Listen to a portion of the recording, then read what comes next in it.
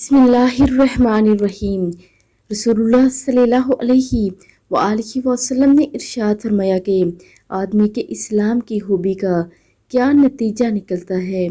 हज़रत अबू सईद खुदरी रज़ी अल्लाह ताला अन्हो फरमाते हैं, मैंने रसूलुल्लाह सल्लल्लाहु अलैहि वआलिहि वसल्लम को इरशाद फरमाते हुए सुना कि आप सल्लल्लाहु अलैहि वआलिहि वसल्लम ने इरशाद फरमाया, जब आदमी मुसलमान हो जाता है और इसका इस्लाम अच्छा खूब से खूब तर और मजबूत हो जाता है तो अल्लाह रब्बुल इज़्ज़त इसके तमाम गुनाहों को जिनका इसने इर्तिकाब किया था माफ़ फरमा देते हैं और इसके बाद मुआवज़ा का सिलसिला शुरू हो जाता है और हर नेकी का बदला इसके 10 गुना से 7 गुना तक और बुराई का इसके मुवाफिक पर दिया जाता है, मगर बरा अल्लाह ताला इससे दरगुजर फरमाए।